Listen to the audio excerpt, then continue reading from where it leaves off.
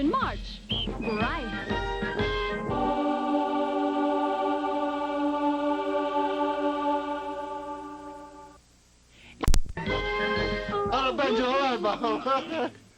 I'll save it. I'll save it. Hey, don't take no more. Take this one, all right? I think this one is good. Tiny Malaki's house. Remember Tiny? Yeah. We sit down in his house, and Gabby going, what time now, son? I look at the watch, about 5:30, no, about 4:30. He said, okay, so we keep waiting. He said, what time now? About 5:50. He said, okay, we go. So where we going? He said, no, man, we go. So we jump in a car, and we drive down to Noah's house. Noah lives on the end. Hannah Bay is like this, see? And if you're looking out to the ocean, on the left-hand side, it's a big white house way out at the end of the ocean, right there. Yeah, it's Noah's place, right? Yeah. Okay. Well, so we driving down there. I thought, where are we going? This is all dark. I'm drunk. You know, so we're driving down, and I'm going through all these bushes and stuff. Yeah. And finally, we get to this house. He told me, okay, jump off. I thought, where are we going? He said, no worry.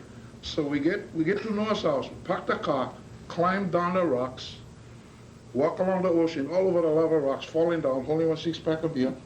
And finally we get there, he said, so I told him, what are we doing? He says, no worry. So we start playing, he played his guitar, and we singing, just he and I. And I'm freezing, I'm drunk, I'm getting sober now because it's so cold. And then all of a sudden he said, okay, now. So I told him, what? And he said, look outside. So I look outside, the sun was just coming up, you know. He said, I brought you here. Me and you, we're going to play for the sun. And we did Wake Ohana again, and we sang to the sun. Gabby Pahinui was born April 22nd, 1921, on what is now Ward Avenue in Kaka'ako, Honolulu. He wasn't Gabby Pahinui yet. He was born Charles Kapono Kahahawai Jr. When Gabby was 6 years old, he became Hanai, adopted by Philip and Emily Pahinui. His new name was Charles Philip Pahinui. Young Charles Philip Pahinui went to Pohukaina School until he finished the 6th grade, and then he had to go to work. With other boys, young Pahinui dove for coins tourists tossed from ships. Some say that's how he got the name Gabby. The water just rolled off his kinky hair the way it rolls off gabardine cloth, and the other boys nicknamed him Gabby for his gabardine hair. Gabby did other things for money, too. Anywhere he went, wherever he heard music, Gabby would stop. He would stop and he would listen. But you see, he used to sell paper and shine shoes, and then he always go Kevalo Inn, have music over there. And he can go in with the paper, and he loved music. So, and that's how he learned. Band, I forgot what band it was, a regular orchestra. And they had music, and he faked his way for about 6 months until somebody saw that he had the music chart upside down. Gabby never did learn how to read music. Instead, he knew how to listen. Gabby taught others the same way he learned, by listening. You see, the thing about Gabby, whenever we travel outside lands, I never wanted to sleep. I waited until Gabby went to sleep, and usually he was the last guy. Everybody else passed out, you know. And I would stay up, force myself to stay up because I knew something was going to happen. As a boy, Gabby hung out wherever good music was played. And especially, Gabby liked to listen to music at the Rathskeller at the corner of Hotel and Alakia Streets in downtown Honolulu. It was at the Rathskeller that Gabby got his first paying job as a musician. One night, the bass player didn't show up. The band asked Gabby to take the missing man's place. Gabby didn't know how to play the bass, but that didn't stop him. He just did it, and they paid him for doing it. He was 13 years old. Nobody knew then what we know now. Gabby Pahinui and his music would help father a cultural renaissance.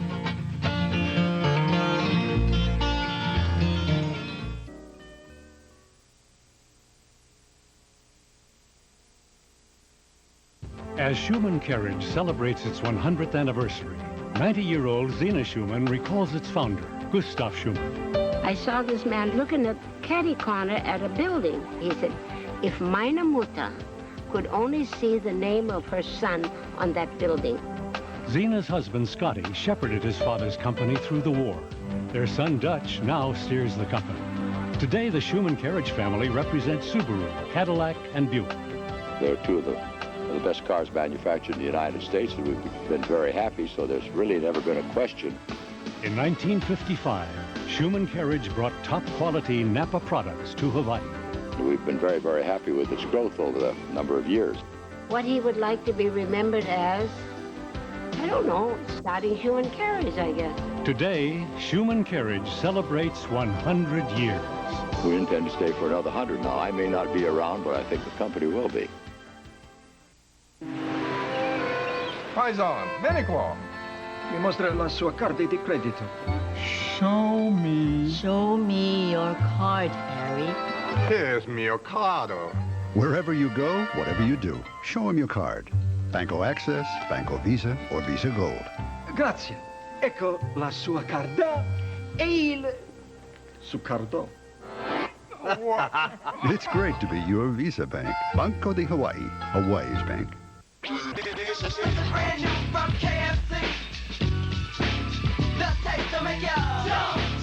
Introducing new KFC Spicy Chicken Bites. Oven roasted, skinless, tender, and juicy. Delicious.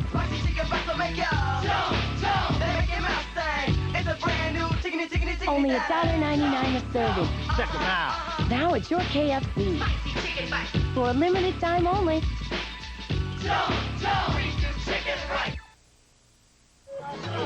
Gabby was the heart. Warm, earthy, generous. He shared more than his music. As far as I can remember, it was like just a big party every weekend. That's what it was, just a jam session. Friday, And I was young. Saturday, Sunday, everybody pack up. Every weekend since we moved here in '58, here in Waimanalo, that's what it was, music, Friday, Saturday, and Sunday. Continuous music. It was all kinds of groups used to come over, and the way we felt towards music was our uncles and aunties coming over, and music was a thing in this family. Yeah, and also, too, no matter how great they were at that time, he should introduce us to them as your uncle or your auntie, so we didn't know how great they were. Gabby and his music were a focal point for a generation. His music, his laughter, the experience of Gabby influenced everyone who heard or saw him. We used to have gray line buses. Yeah. Line up down this road. At one time, the Four Amigos came, yeah. They wanted to get to that, yeah. Chet Atkins, yeah. A lot of top musicians came. Peter, Paul, and Mary, too. Like Peter, that. Paul, and Mary. And then, I didn't dig that music at my age, so I just didn't buy it. Dave Guard, the Keystone Trio. Keystone Trio. He used to just sit down, drink, and play. It's just like this gathering right here, just come over and All jam. back to the back.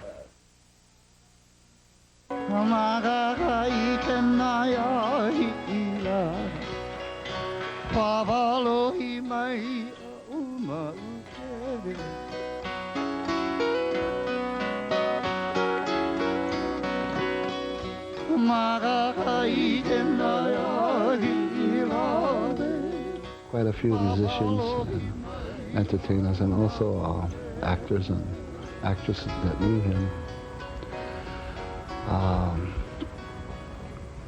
He showed pictures to us that it was a James Cagney and, you know, Henry Fonda, for one. And his music was far-stretching to everyone. And the people who knew Gabby Pahinui.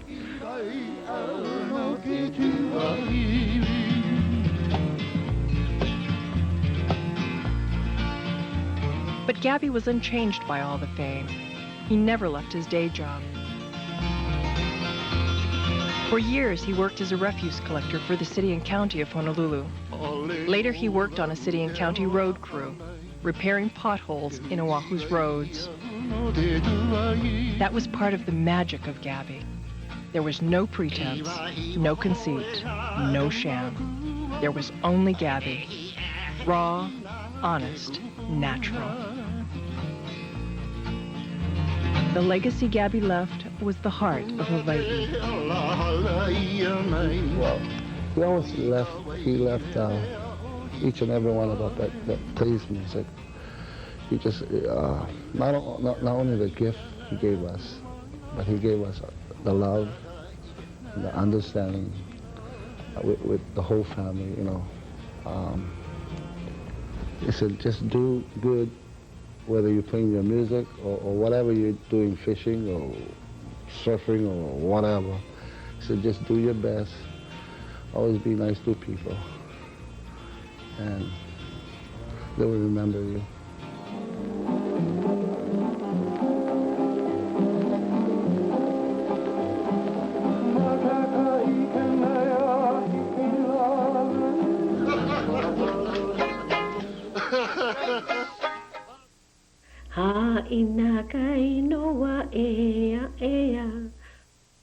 Yeah. Myra is an old banker George. He misses us. Free? You better talk to Myra. Free, but we've got banker checking, George. Can I call you up at 2 a.m. to balance my checkbook? At bank machines, how many? In supermarkets, how about access card? In my book, you get more than you pay for. So your free means nothing to me. Cramming is sick. So how you hitting the ball, George? With Banco Checking, you get more than you pay for. Bank of Hawaii, Hawaii's bank. Brand new from KFC. The taste to make you jump. Introducing new KFC Spicy Chicken Bites. Oven roasted, skinless, tender, and juicy. Delicious. Spicy chicken bites to make you jump. They make your mouth sing. It's a brand new chicken. Only $1.99 a serving. Check them out. Now it's your KFC. Spicy chicken bites. For a limited time only. Jump. Reach the chicken right.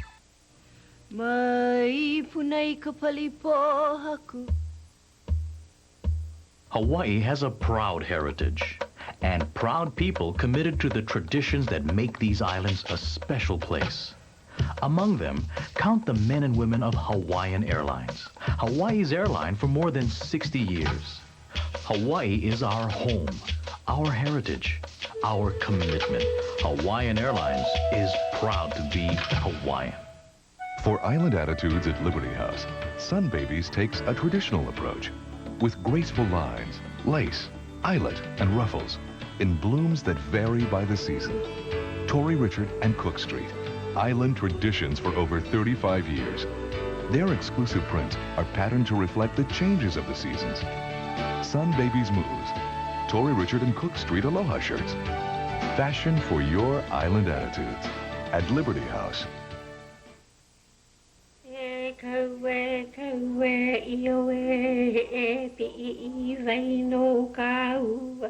I am now exchanging knowledge with those interested in Hawaiian themselves, their thinking pattern, the why of some of their behavior.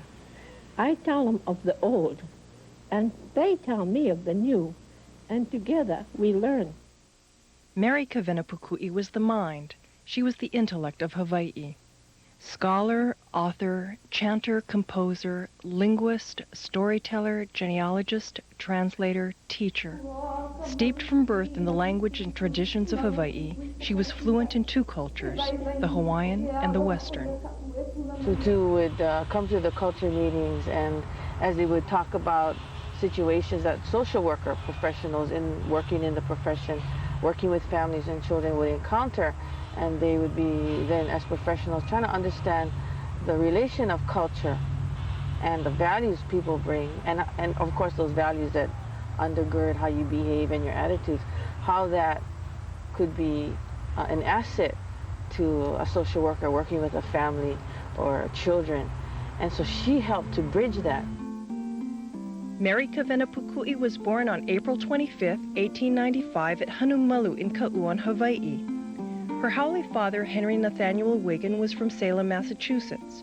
Her pure Hawaiian mother, Mary Keli'ipa'ahana Kanaka'ole, was from Ka'u. Kavena's pure Hawaiian grandmother, Nali'ipo'ai Moku Kanaka'ole, a kahuna from a long line of kahuna of the Pele tradition, named her new mo'opuna, Mary Abigail Kavenaula o Kalani a Hi'iaka I Kapole o Pele Kavahine ai Honua na Lele Hua a Pele Wigan. The name means the rosy glow in the sky made by Hi'iaka in the bosom of Pele, the earth-consuming woman, the Lehua Leis of Pele. In the tradition of Hawaii, Kavena was given to her grandmother to raise. Po'ai trained her precious baby in the ways of Ka'u and Hawaii. Po'ai died when Kavena was 6 years old. Kavena returned to live with her parents, first on Hawaii and then on Kauai, and finally in Honolulu on Oahu. Kavena's formal education was interrupted when at the age of 15 she left school to care for a sick uncle.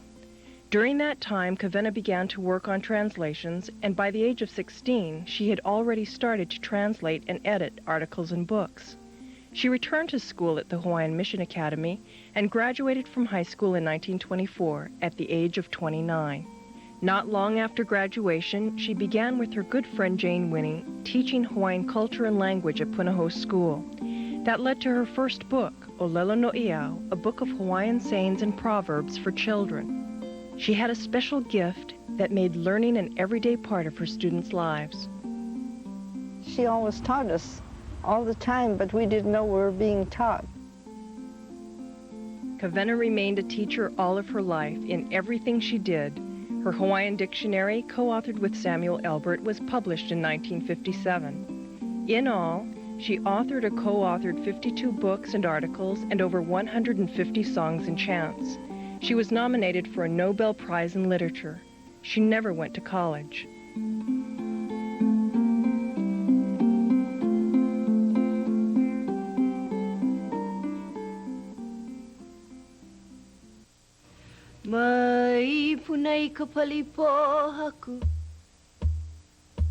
Hawaii has a proud heritage and proud people committed to the traditions that make these islands a special place.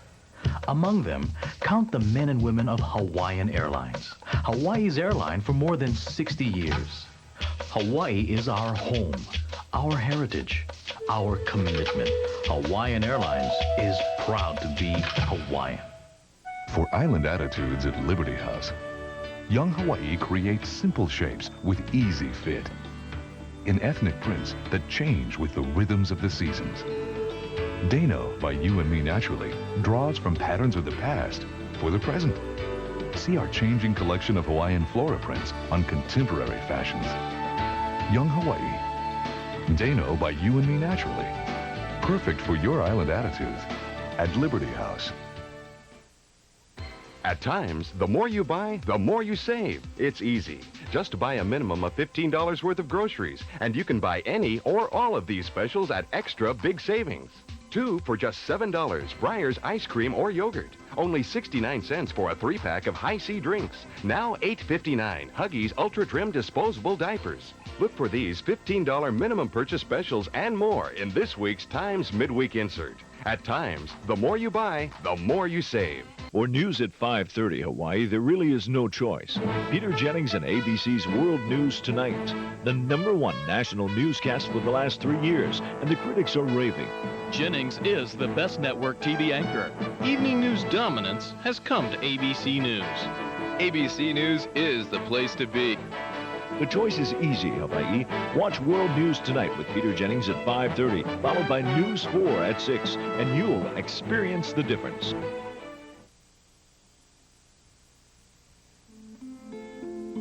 Mary Kavena Pukui was awarded 2 honorary doctorates.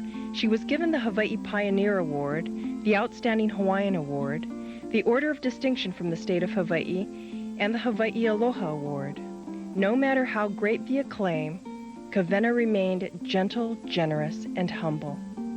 Well, one thing that she always stressed to us as we were growing up, that if we did not know the answer to a question or anything, that not to be afraid to say, I don't know, because she says there is no person that knows everything.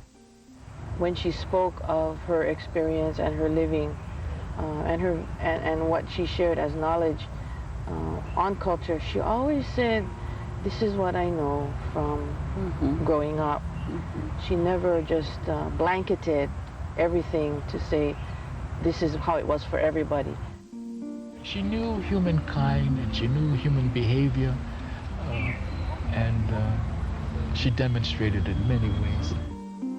Her understanding of humankind and her intimacy with both the Hawaiian and the Western cultures made it possible for Kawena to help each culture better live with the other. In 1967, the Hawaiian Culture Committee of the Queen Liliuokalani Children's Center asked Kawena to be their kumu, their teacher, their source. Their purpose was to bridge the Hawaiian past and the Hawaiian present, and to bridge the two worlds of Hawaii and the West, in which today's child of the land has no choice but to live. The result of the committee's work was the 2-volume Nana Ike Kumu, Look to the Source. Perhaps more than any other work, these books, co-authored by Kawena Pukui, affirmed for both cultures the values of Hawaiian tradition and thought. Kawena wrote, Mamuli o ke aloha, a mamuli he mea pono i na Hawaii e ke ina mea mai kai o hope, kanani o nā mele, a me ke aloha o nā kupuna, ua kākau ia ke ia puke. What demonstrated there at the table was, here there was value and appreciation for culture, and value and appreciation maybe for the more quote-unquote scientific, therapeutic side of working with families and children. However, both could work together to help for improvement and health of a family. Kawena used Hawaiian proverbs and sayings to illustrate the understanding and the wit of Hawaiian thought. I remember one olelo no'iau that she threw to the table and to the participants at the meeting, and it was he puka kini kini, he puka kini kini. Ohe o nā puka, e puka aku ai. And it's basically translated to, oh, there's plenty holes, but there's no hole to escape from, to puka, get out from. So people are sitting around the table scratching their head, you know. What does that mean? And then she says, that's a fish net. So when you think about it, yes, the fish net is full of holes, but the fish cannot get out.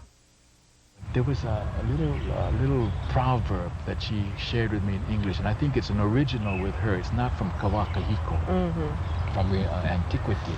But she says, boy, don't worry. You know, sometimes I cry on her shoulder, and she said, you know, people don't throw stones at a mango tree without any mangoes. So if they're knocking you, you must have some mangoes on your mango tree. That's why they're throwing the stone. Kawena compiled thousands of these proverbs and sayings during her lifetime. In 1983, her collection of these sayings was published. It had the same title as her first book, Olelo No'iau.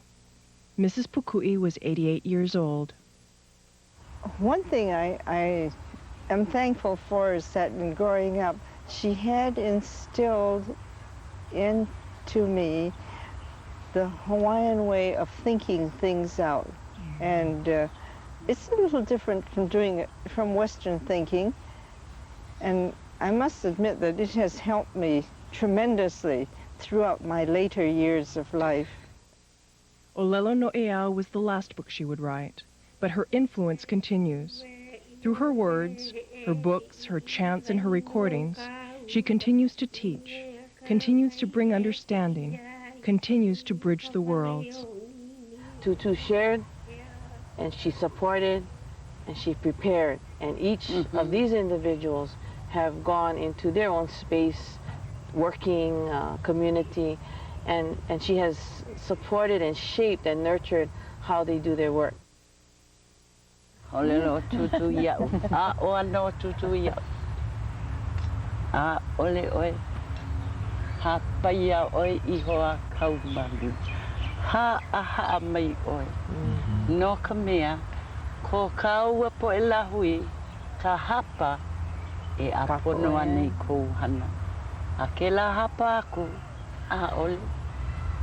Nana mai ane kou mawuhana. He, a ole meki, a ole mapupu. A ka, o oia mea o, no hono ka uai ka pūweu weu. Hana malie noi ko kaua hana. And you know, when I think of that, it's so true. You cannot please everybody. Knowledge, to me, is life.